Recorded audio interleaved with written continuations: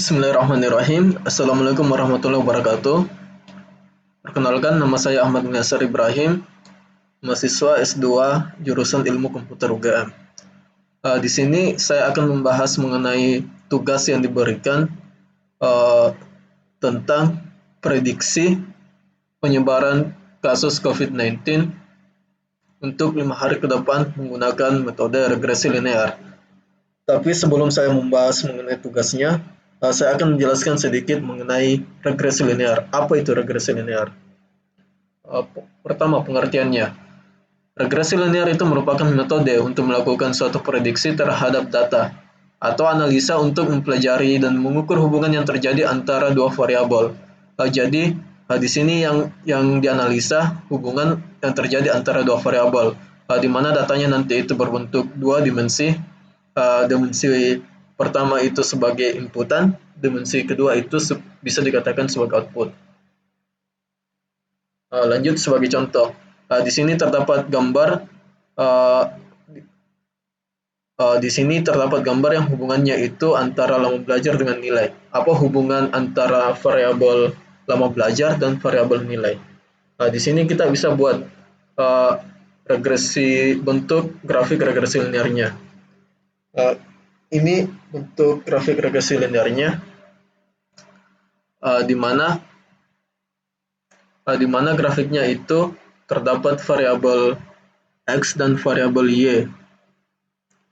Ini merupakan variabel X dan ini merupakan variabel Y. Di mana variabel X itu merupakan variabel bebas atau variabel yang mempengaruhi variabel Y. Sedangkan variabel Y itu merupakan variabel terikat atau variabel yang dipengaruhi oleh variabel X.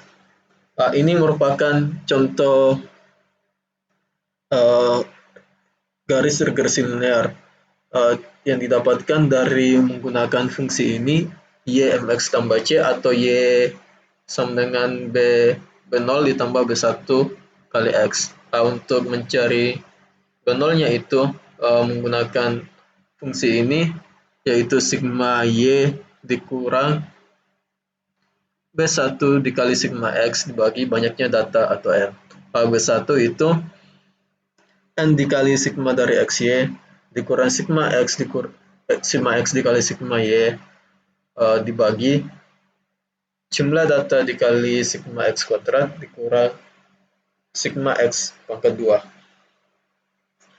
Di mana di sini garisnya ini garisnya terbentuk untuk ini garisnya terbentuk yang mendekati hampir semua titik. Jadi garisnya regresi linear itu untuk menemukan suatu garis yang mendekati semua titik. Jadi bisa dikatakan yang nilai minimum nilai errornya itu paling minimum. Disitulah terbentuk garis regresi linearnya. Oke, lanjut.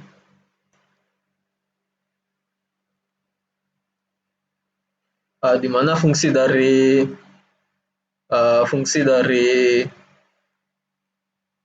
regresi linear itu melihat hubungan, melihat estimasi, dan melakukan prediksi. Seperti tadi melihat hubungan, kita lihat hubungan antara lama belajar, dengan nilai. Apa hubungan dari variabel lama belajar dengan nilai? Selanjutnya untuk melihat estimasinya. Estimasi seperti berapakah estimasinya, misalnya untuk mendapatkan nilai A, waktu yang dibutuhkan untuk belajar itu berapa lama, dan prediksi itu misalnya untuk mendapatkan nilai A, waktu yang dibutuhkan untuk belajar itu berapa lama. Ya, itu tadi prediksi. Sedangkan untuk estimasinya, untuk mendapatkan nilai A kita butuh waktu belajar itu sebanyak 5 jam. Itu estimasi. Oke, mungkin ini sedikit penjelasan mengenai apa itu regresi linear. Selanjutnya saya akan mengarahkan ke tugas. Tugasnya itu berupa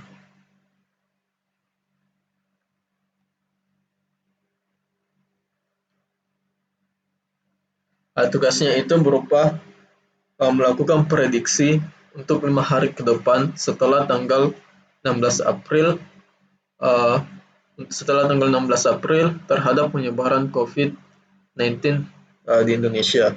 Data yang diambil itu merupakan data yang sesuai dengan pada situs covid19.go.id. Berikut saya perlihatkan datasetnya. Datasetnya itu ini terdapat ada indeks, tanggal, positif, dan total kasus. Jadi Y-nya itu di sini ada dua. Y-nya pertama kita akan prediksi berdasarkan nilai positifnya, sama Y berikutnya itu prediksi berdasarkan dari total kasusnya. Di sini total kasusnya di sini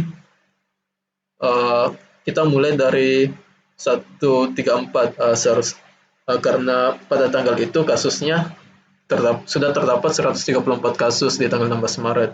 Tapi karena kita mulainya dari tanggal 16 Maret 2020 dan kasus positifnya itu 17, berarti kita mulai dari 17. Dan ini 55 dan seterusnya. Ini filenya belum saya perbaharui, tapi file yang di sini sudah dataset yang di sini yang akan saya pakai. Lanjut, pertama yang dilakukan itu untuk melakukan metode linear regression. Di sini saya menggunakan Python dengan Jupyter. Pertama itu memanggil library yang dibutuhkan. Jadi di sini terdapat 4 library yang saya pakai. Pertama ada NumPy. NumPy itu library yang berfungsi untuk melakukan perhitungan aritmatika atau saintifik yang mengharap gitu. Pandas itu untuk melakukan manipulasi data seperti manipulasi tabel, manipulasi dimensi dan sebagainya. Ada Matplotlib atau Pyplog ini untuk melakukan scatter atau membuat plot. Scalon ini merupakan library dari machine learning. Di sini kita pakai library-nya terkhusus untuk library dari linear regression, memakai library linear regression. Selanjutnya memanggil dataset. Datasetnya itu ini, sehingga didapatkan datasetnya ini berdasarkan dataset yang ini, mulai tanggal 16 Maret sampai tanggal 16 April, sebanyak 32 data. Selanjutnya menampilkan grafik data asli. Grafiknya itu kita menggunakan scatter sama plot, sehingga bentuknya itu ini hari, X-nya itu hari, dan Y-nya itu kasus positifnya. Ini datanya mirip dengan data yang ini pada web COVID karena datanya sesuai. Selanjutnya ini data penyebaran total kasusnya. Ini total kasus. Ini datanya naik terus karena memang sampai sekarang pun total kasus positif itu terus bertambah, sehingga grafiknya juga itu naik terus seperti ini. Dan semoga kita harapkan kasusnya dapat berkurang atau bahkan tidak ada sama sekali. Oke, amin. Selanjutnya kita implementasi metode linear regression-nya. Di sini saya buat satu list prediksi, list tanggal prediksi yang akan dipakai itu mulai tanggal 17 sampai 21. Jadi kita akan memprediksi kasusnya mulai tanggal 17 sampai tanggal 21. Selanjutnya saya memakai library dari Scalon itu yang linear model untuk memakai library linear regression. Jadi untuk mendeklarasikan variabel X, Y dengan Y1, mendapatkan nilai dari X, Y positif sama Y total untuk mengambil nilainya.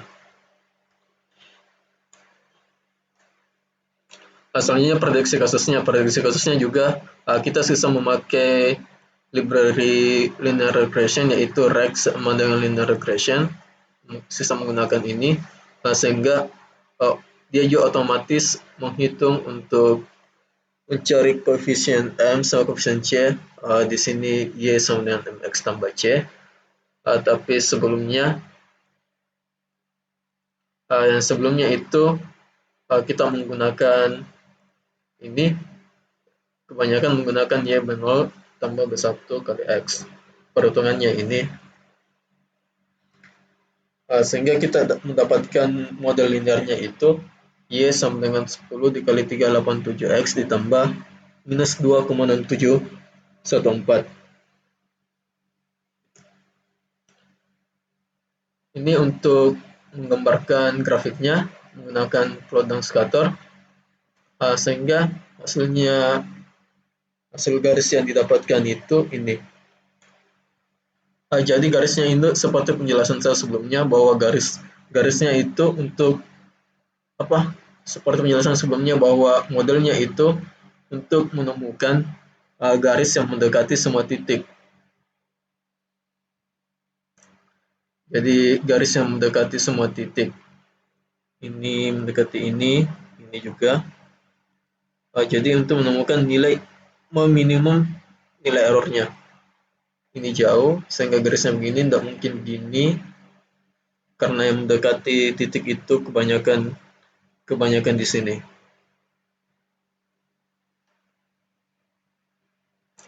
Jadi itu salah satu fungsinya yang untuk mendapatkan model regresi linearnya, untuk menemukan garis yang sesuai, yang tepat. Nah, di sini terdapat fungsi prediksinya. Di sini pun juga saya menggunakan fungsi dari linear regression untuk prediksinya. Jadi kita tidak perlu memasukkan rumus-rumus yang tadi lagi untuk melakukan prediksinya. Pada sehingga didapatkan tanggal 17 April itu 340, 350, 360 dan seterusnya. Ini perhitungannya seperti yang tadi, yang B0 atau ini aja.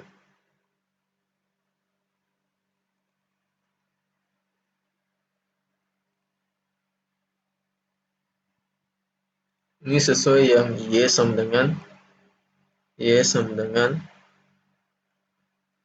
B0 ditambah B1X.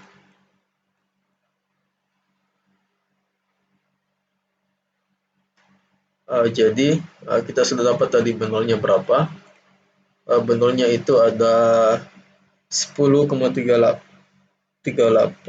B0-nya itu ada min 2,674 sama Y-nya itu 10,38. Jadi B0 itu B1-nya ya, B1-nya itu sebagai intercept, sama yang B0-nya itu sebagai koefisien. Jadi yang paling berpengaruh itu yang merupakan intercept-nya.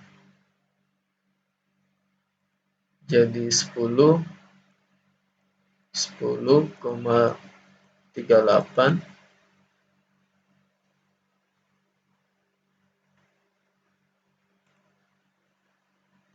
ditambah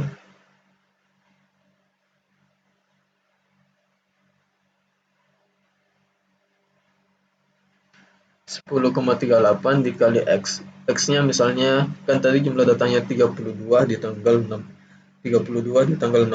Berarti X-nya itu 33 ditambah B0-nya berapa? Minus 2. Coba jumlahkan ini dan hasilnya mengarah yang tadi. Hasilnya akan mengarah ke nilai 340 sesuai dengan prediksinya.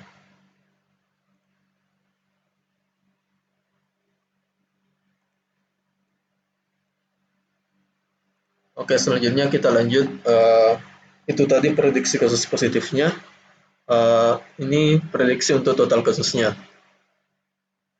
Total kasusnya itu sama dengan yang sebelumnya, kita hanya memakai library dari linear regression untuk mencari nilai B0, B1 atau M atau C untuk mendapatkan fungsi linearnya, sehingga jika digambarkan garisnya itu akan membentuk ini. Ya, garisnya itu membentuk seperti ini, bukan seperti ini. Kenapa? Karena titik yang paling mendekati semua titik itu di arah sini, berdasarkan tadi model linear regression-nya. Ini. Jadi nilai errornya itu minimum. Berbeda kalau misalnya garis yang terbentuk ini, prediksinya mungkin jauh jauh berbeda dengan apa aslinya karena nilai errornya juga semakin tinggi. Ini nilai errornya semakin banyak.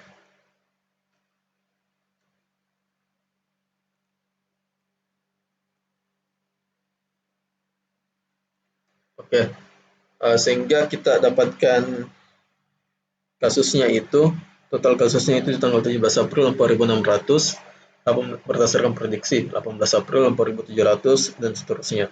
Jadi kita coba bandingkan dengan nilai aslinya. Kan di sini kita dapatkan 17 April itu terdapat 340, 18 350. Coba kita lihat di 17 April itu ada 407 kasus baru. 18 April 325. 420. Ya lumayan jauh lah perbedaannya, tetapi karena ini memang linear regression, karena kita hanya menggunakan perbandingan dari dua dimensi, menggunakan linear regression. Jadi hasilnya itu tidak mendekati nilai 100% dari prediksinya. Namanya juga prediksi. Dan untuk total kasusnya itu di 17 April 4600. Nah, di sini 17 April itu ada sudah 5.900, bahkan jauh lebih banyak dari yang diprediksi. Selanjutnya di sini saya juga buat satu persamaan dengan menggunakan rumus yang ini tanpa menggunakan library dari linear regression, yaitu np sum y sum x untuk mencari nilai m-nya. Yang ini np sum xy axy, untuk ini B1.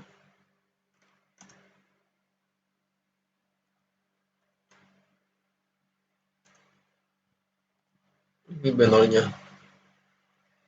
Atau kita bisa lihat yang tadi.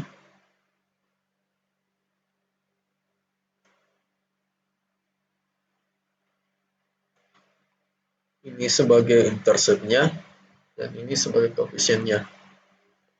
Jadi koefisiennya itu yang sangat berpengaruh terhadap nilai x-nya.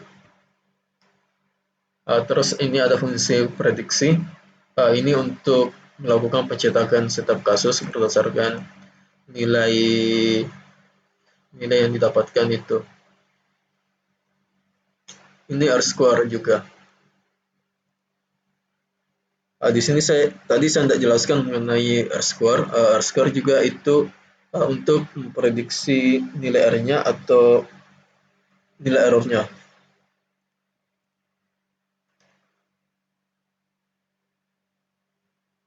Oke, setelah kita gunakan fungsi ini, kita coba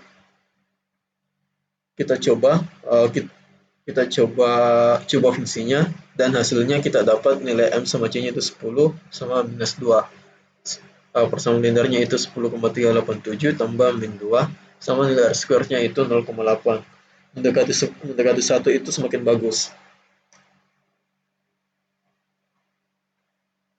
Nah, ini mirip dengan yang didapatkan tadi, 10 sama minus 0,2. Jadi walaupun kita menggunakan library ataupun mendeklarasikan sendiri, hasilnya juga tetap sama yang akan didapatkan. Ini hasilnya terdapat 340 kasus, begitupun juga dengan total kasusnya, sama dengan yang di atas untuk prediksinya. Jadi untuk melakukan prediksi menggunakan metode linear regression itu, kita hanya butuh dua variabel X dan variabel Y, di mana variabel X yang merupakan variabel yang bebas yang mempengaruhi variabel Y.